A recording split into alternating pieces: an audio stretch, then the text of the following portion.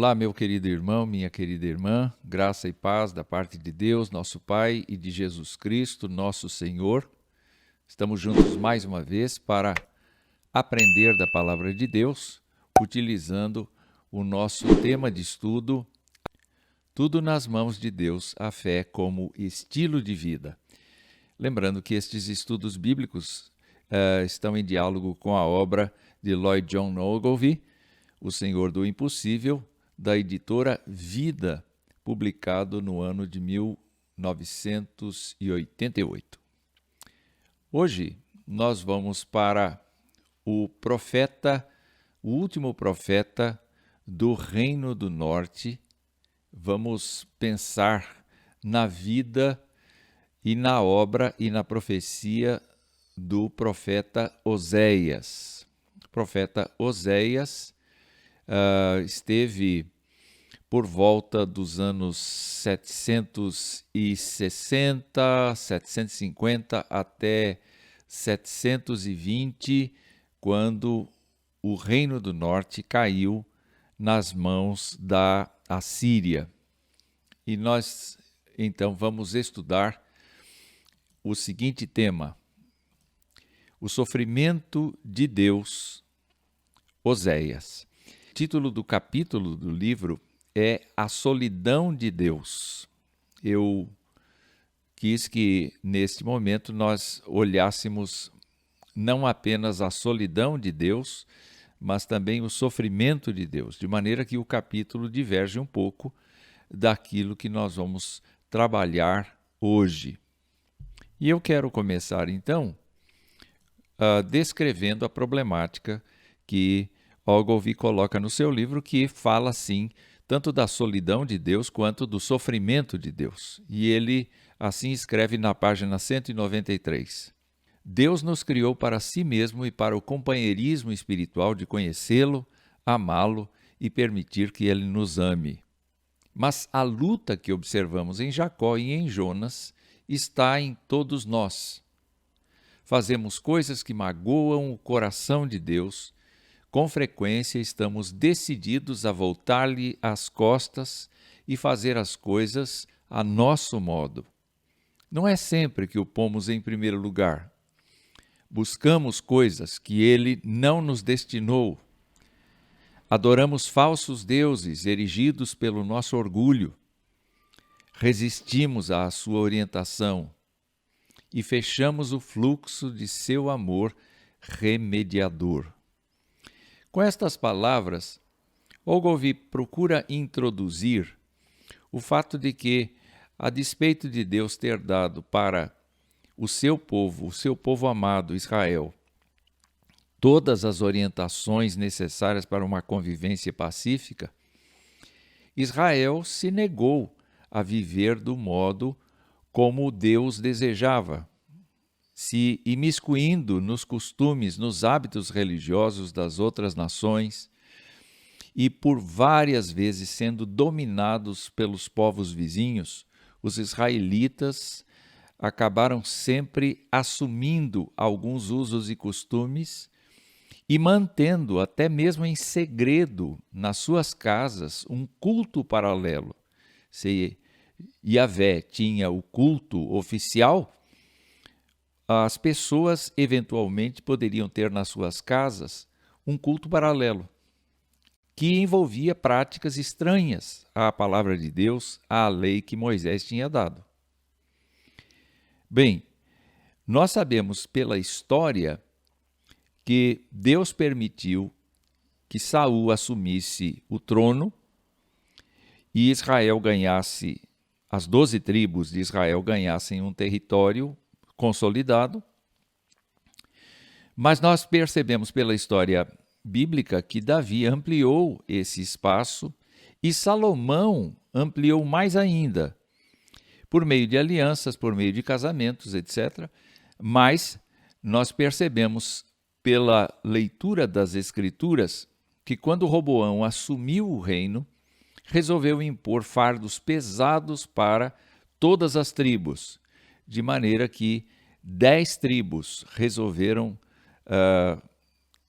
enfrentar Roboão, não aceitar o seu reinado sobre eles, e assim Jeroboão assumiu o trono de Israel, se tornando o primeiro rei do Reino do Norte, deixando as tribos de Judá e Benjamim com Roboão. Nós vamos, então, lembrar uma coisa importante que aconteceu a partir do reinado de Jeroboão. A condição de Israel, de acordo com o que relata 1 Reis 12, denegriu muito, caiu muito, porque Jeroboão instituiu um culto idólatra em Israel. As 10 tribos, então, passaram a ter a seguinte circunstância. Primeiro, Roboão tinha o templo em Jerusalém, correto? A Arca da Aliança estava lá. Então, o pensamento de Jeroboão foi muito simples. Vamos construir aqui alguma coisa que substitua Jerusalém. Então ele promoveu a construção de 2 bezerros de ouro e santuários nos lugares altos, para que o povo não fosse a Jerusalém adorar e se submetesse a Roboão, rei de Judá. Isto aconteceu muito antes do tempo de Oséias. O que aconteceu também no tempo de Jeroboão?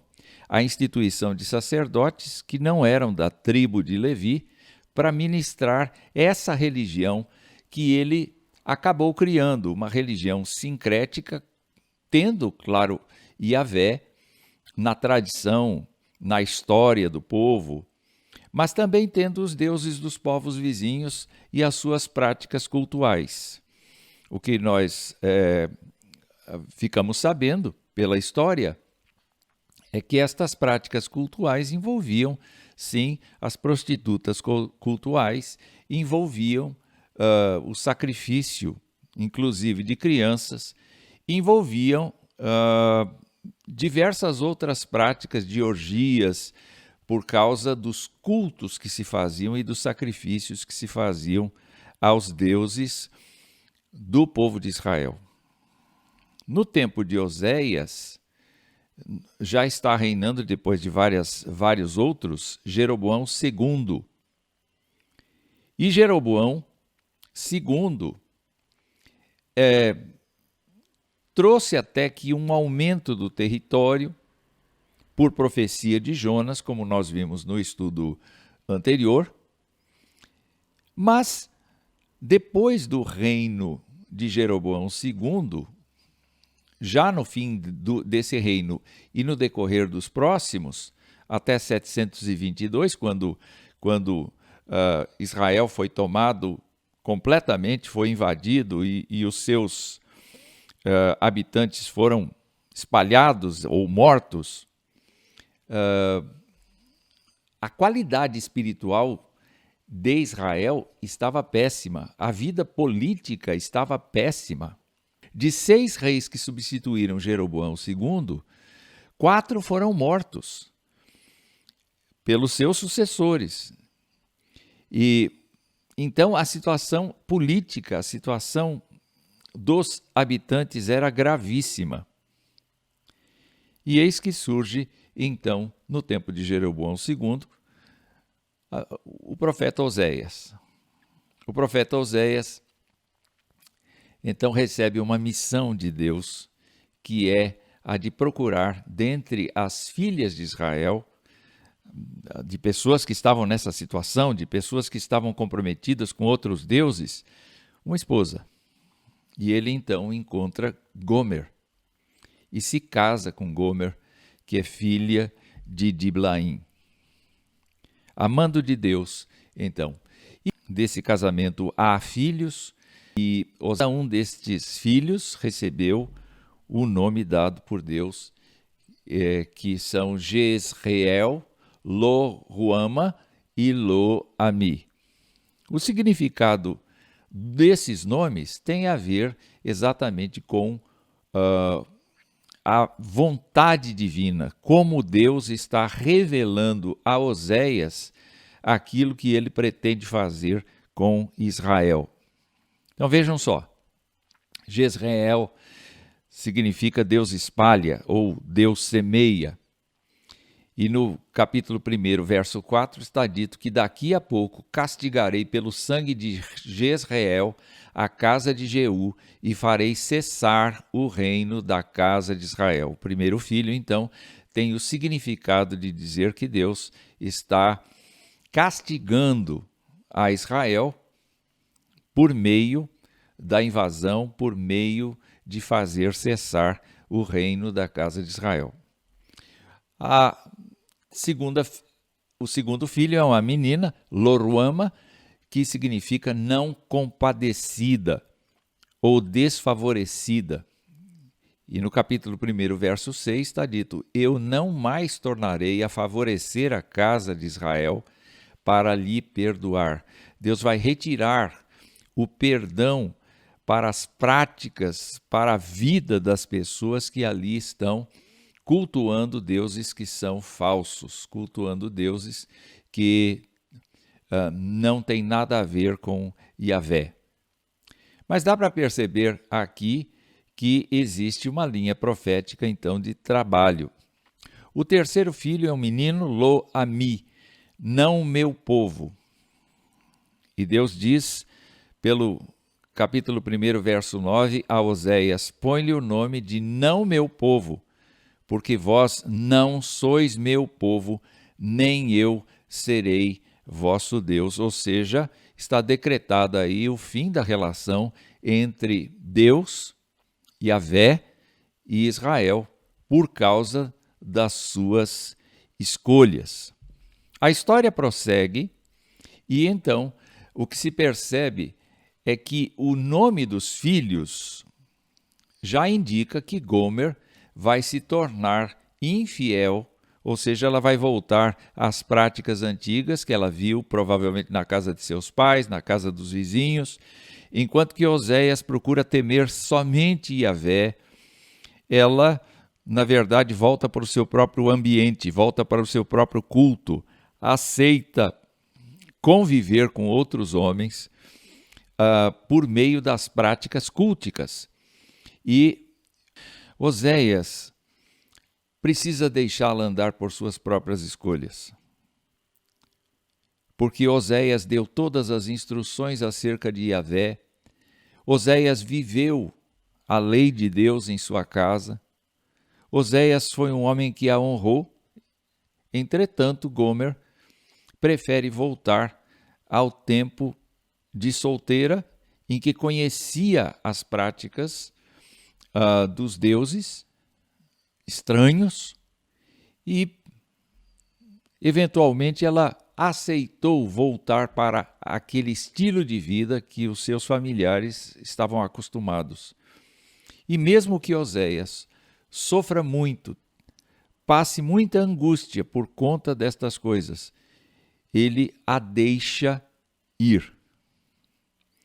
E o que a Escritura nos mostra é que o estado lamentável de Gomer é que ela chega ao ponto de ser uma escrava concubina, isto é, ela está ali apenas para servir os prazeres daqueles que a possuem. Ela não tem mais uma vida, não tem mais princípios, não tem mais condições de ser uma pessoa honrada. Ela é apenas utilizada como um instrumento de prazer. O que acontece então? Deus, no capítulo 3, no verso 3, diz: vai, ama uma mulher e compra-a. E se nós assistíssemos um filme a respeito de Oséias, nós veríamos, por exemplo, a cena em que a mulher está exposta diante de várias pessoas que têm potencial de comprar, como se fosse um leilão. E Oséias, então, no meio de toda aquela gente, vai e compra a sua própria mulher. Há vários intérpretes que pensam coisas diferentes. Nós aqui vamos entender que, pelo próprio princípio da profecia, Oséias está comprando Gomer de volta para a sua casa e aí sim mantê-la para si, restaurando a vida de Gomer, trazendo-a de volta para a honra, trazendo-a de volta para a lei de Deus, trazendo-a de volta para o ambiente de Yahvé. Com isso, nós vemos com clareza que no capítulo 2, dos versos 21 a 23, os filhos do casal vão receber o favor do Senhor. Enfim, apesar de Oséias sofrer muito, aparentemente nós temos aqui um final abençoado, um final feliz ao lado de Yahvé. Quando olhamos para a profecia propriamente dita, nós vemos que tudo isso que aconteceu com Oséias é um reflexo daquilo que aconteceu entre Deus e Israel. Vamos ver aqui, então, estes versículos que vão se seguir, mostrando como Deus está sofrendo por conta de Israel. Capítulo 4, versos 6 e 12. O meu povo está sendo destruído porque lhe falta o conhecimento. O meu povo consulta o seu pedaço de madeira e a sua vara lhe dá resposta. Porque um espírito de prostituição os enganou. Eles, prostituindo-se, abandonaram o seu Deus. É claro que Deus está sendo extremamente carinhoso e sofredor aqui, quando cita por 2 vezes o meu povo. O meu povo me deixou. O meu povo segue outra direção. O meu povo está enganado. Mais adiante, no capítulo 5, verso 11, Israel também é chamado de Efraim, e diz assim: Efraim está oprimido e quebrantado pelo castigo, porque foi do seu agrado andar após a vaidade, seguir qualquer outra linha que não o amor a Deus em primeiro lugar e a sua palavra, a convicção de que nós pertencemos a Deus, de que nós somos de Jesus Cristo, é andar após a vaidade. Seguindo o texto, capítulo 6, versos 6 e 7. Misericórdia quero, e não sacrifício, e o conhecimento de Deus mais do que holocaustos. Essa é a palavra de Deus, essa é a profecia de Oséias. Mas eles, o povo de Israel, transgrediram a aliança como Adão. Ou seja, eles voltaram a praticar a rebeldia. Eles se portaram aleivosamente contra mim, diz Deus. Deus está sofrendo por conta do fato de que Israel não consegue, não quer, não se propõe a andar com o Senhor e o desprezou por meio da adoção dos cultos estranhos. E na profecia, Deus diz: Israel foi devorado.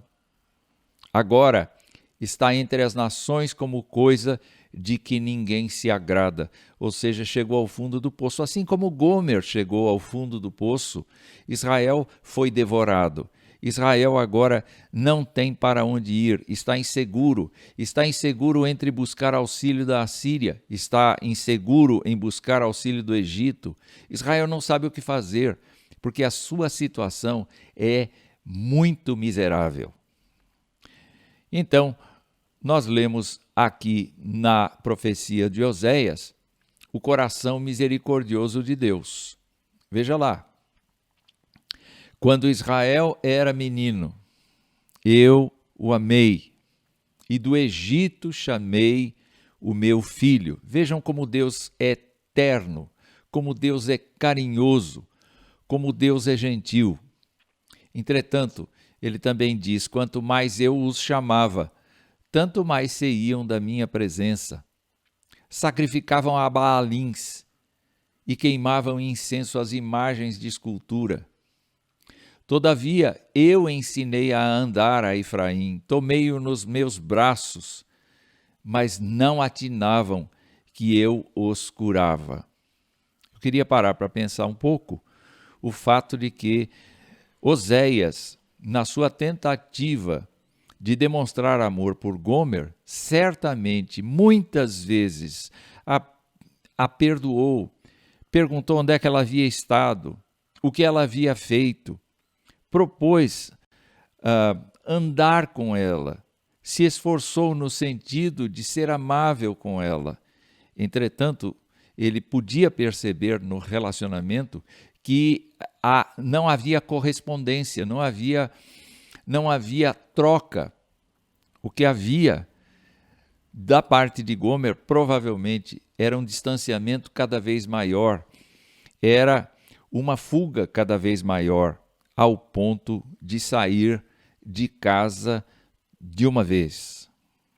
Queridos, quando nós deixamos de adorar a Deus todos os dias, quando nós imaginamos que sabemos das verdades de Deus, mas nós vamos adotando para nós o centro de todas as atenções, a nossa própria vontade, com certeza, nós estamos nos comportando como Gomer, enquanto Deus, assim como Oséias fez, espera pacientemente pelo nosso arrependimento, pelo nosso quebrantamento. Oséias nos ensina esta lição preciosa. Nós não podemos deixar coisas ou ídolos assumirem a liderança do nosso viver, da nossa vida espiritual. Nós precisamos ter, sim, a cada dia, uma postura de dependência, de confiança e de entrega ao Senhor Deus, para podermos permanecer ao seu lado. No entanto, Oséias escreve revelando mais uma vez o coração misericordioso de Deus em capítulo 11, verso 8, quando diz: como te deixaria, ó Efraim? Como te entregaria, ó Israel? Como te faria como a Admá? Como fazer-te um Zeboim? Meu coração está comovido dentro de mim, as minhas compaixões a uma se acendem. Você pode notar aqui, querido irmão, que a bondade de Deus não tem limites. É por isso que ele é chamado de Senhor do impossível. Ele está permitindo que Israel dê cabeçadas na sua vida. Ele está permitindo que as pessoas que estão ali envolvidas com práticas cultuais estranhas, com usos e costumes, que abandonaram completamente o conceito de Deus, da santidade devida a Deus, da vida de castidade diante de Deus, da vida de independência de Deus, de andar por fé. Ele está permitindo que estas pessoas fracassem.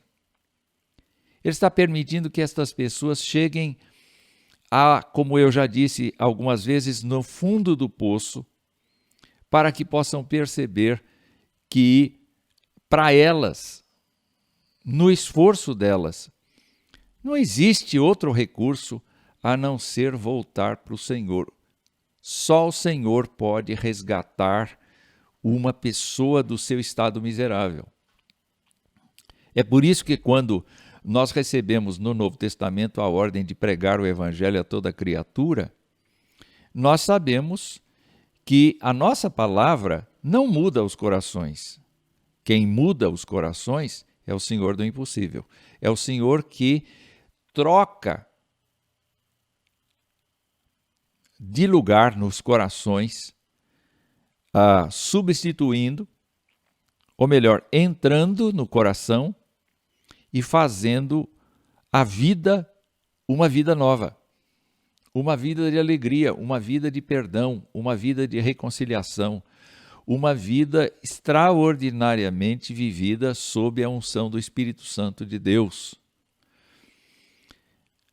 O texto, portanto, nos ajuda a perceber que, ainda que Deus sofra a sua misericórdia é a restauradora da vida.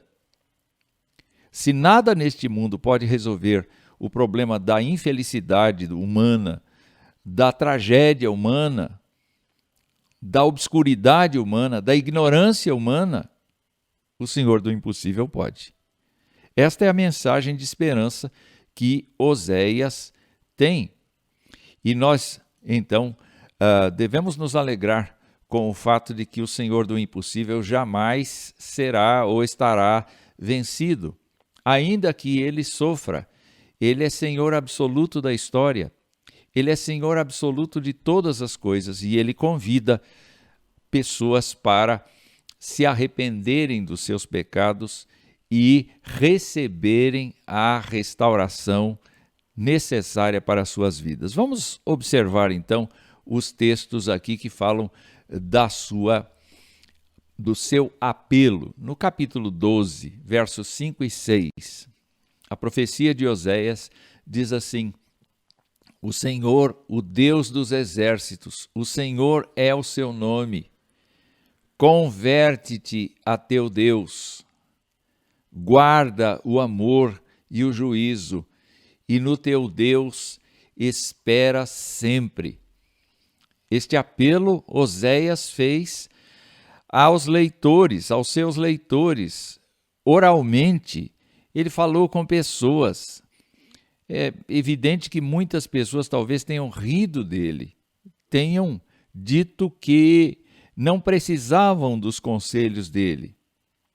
Mas com certeza Deus conservou, no tempo de Oséias, pessoas que aceitaram converter-se a Deus, guardar o seu amor, guardar o seu juízo e esperar sempre em Deus, mesmo que as profecias indicassem que Israel seria subvertido, que Israel seria expulso da terra, que muita gente ia morrer.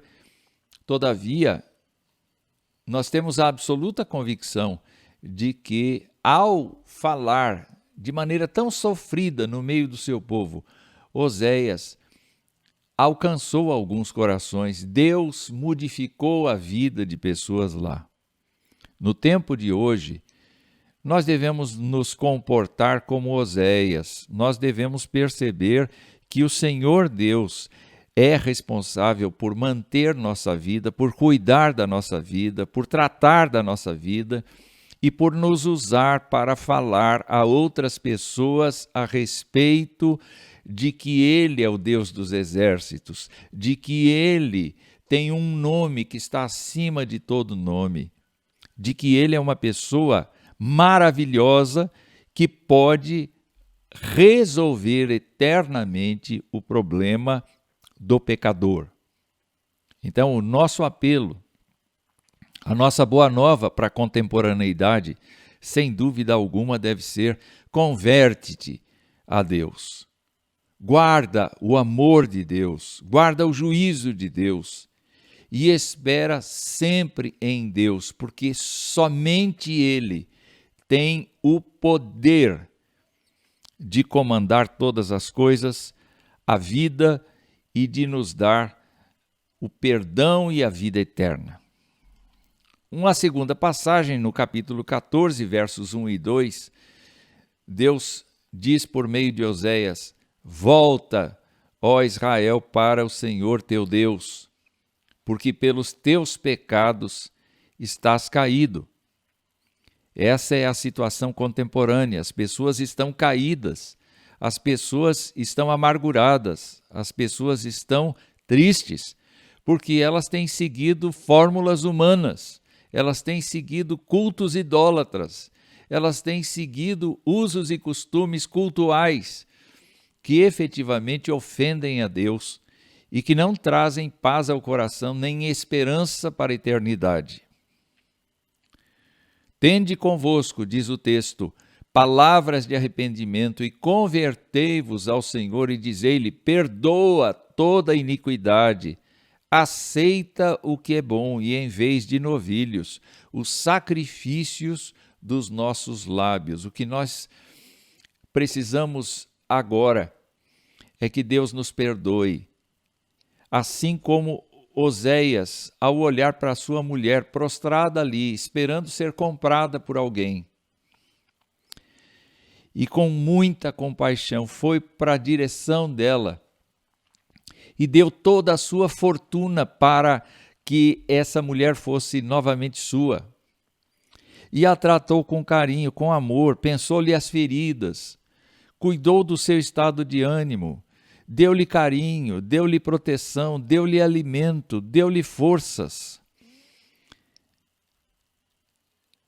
Nós temos que levar pessoas a Deus para dizer: olha, Senhor, compra esta vida, restaura esta vida, perdoa toda a iniquidade desta vida, aceita o culto desta vida. Nós precisamos então entender que a profecia de Oséias nos abençoa muito e nos mostra que no sofrimento de Deus, Deus quer o nosso bem. Deus está sofrendo por conta das vezes em que nós o rejeitamos e o colocamos em segundo lugar.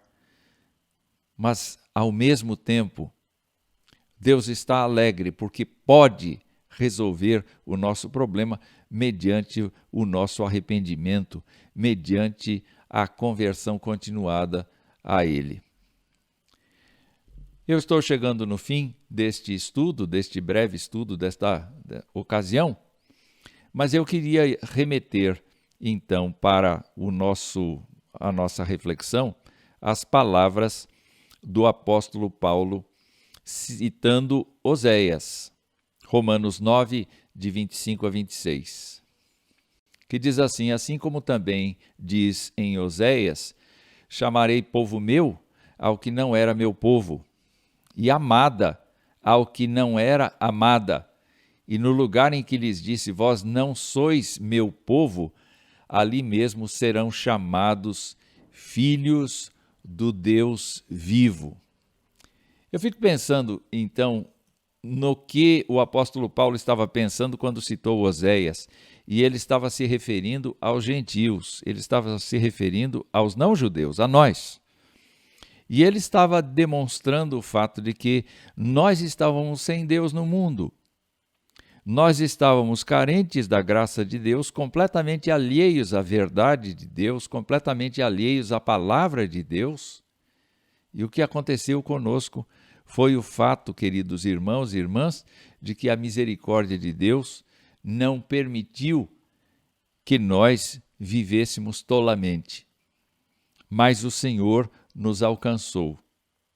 E quando o Senhor nos alcançou, e mediante a fé dada por Ele mesmo, nós cremos no Evangelho, nós deixamos de ser não povo de Deus, como Lo-Ammi, e passamos a ser povo de Deus. Deus mudou o nome de Lo-Ammi, de não meu povo para meu povo. Nós passamos a ser povo de Deus. E também a referência aqui à amada. Eu estou me lembrando de Lo-Ruhamah, que era desfavorecida. E, no entanto, a palavra de Deus nos mostra aquela ideia de que, em vez de ser desfavorecida, passou a ser favorecida. Ou seja, Deus transformou o nome daquela menina, daquela filha de Oséias com Gomer, passando para dizer que ela era uma filha amada. Mas não só isto se aplica também a Gomer. Gomer foi novamente tratada, e assim o amor de Oséias por Gomer foi totalmente renovado. A Bíblia nos mostra, então, que Deus está sofrendo quando as pessoas se distanciam dele. A Bíblia mostra que Deus está sofrendo, mas Deus não está passivo, Deus não está fechado, Deus não está triste, simplesmente isolado, Deus não está distante. Deus está pronto para tocar nos corações, para comprar para si pessoas que estão perdidas e elas precisam da conversão, elas precisam do arrependimento, elas precisam do quebrantamento. E depois que as pessoas confessam a Jesus Cristo como seu Senhor e Salvador, Deus requer que elas não fiquem fazendo holocaustos, sacrifícios. Deus quer que elas confessem com seus lábios. Deus quer obediência. Deus quer uma vida em que as pessoas possam efetivamente ser pessoas responsáveis diante dele. E assim como Oséias, exercer a sua misericórdia para com aqueles que estão perdidos. Eu desejo que este momento tenha sido um momento de reflexão e de edificação para você, e nós vamos então a seguir orar diante do Senhor.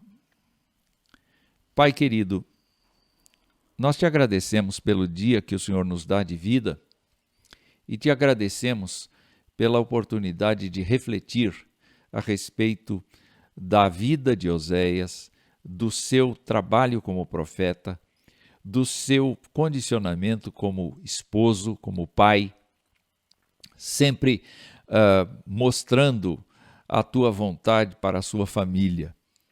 Nós agradecemos porque na história tão sofrida de Oséias, em que o Senhor lhe manda casar-se com uma mulher do povo que tem como familiar o culto idólatra e traz para dentro de casa de Oséias os seus antigos costumes que não quer desarraigar deles. Nós agradecemos porque, orientados pelo Senhor, nós podemos ver Oséias sendo aquele que recupera a sua esposa, assim como o Senhor recupera aqueles que te negaram um dia, mas aqueles que são teus e que são objetos do teu amor e que são objetos da tua graça.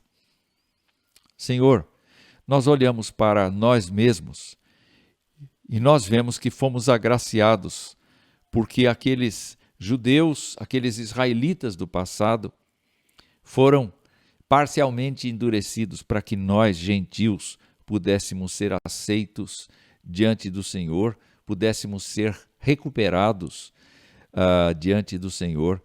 E nós queremos louvar o teu nome, porque sabemos que a partir do instante em que Jesus Cristo entrou na nossa vida, nós não temos o direito de ter ídolos na nossa vida e de fazer coisas que te ofendem, que te magoam, que te machucam. Nós imploramos que o Senhor nos dê o discernimento de que nós devemos ser como Oséias, não como Gomer. Nós devemos, ó Deus, esperar em Ti e ver não só a nossa vida, mas a vida de nossa família recuperada, de maneira, ó Deus, que o Senhor seja obsequioso conosco, como foi Israel. Nós suplicamos que na Tua graça e bondade o Senhor nos edifique com este estudo tão simples da Tua palavra. E nós pedimos a Tua bênção sobre cada um que está nos vendo e ouvindo, em nome de Jesus. Amém. Querido irmão, querida irmã, o Senhor te abençoe e te guarde.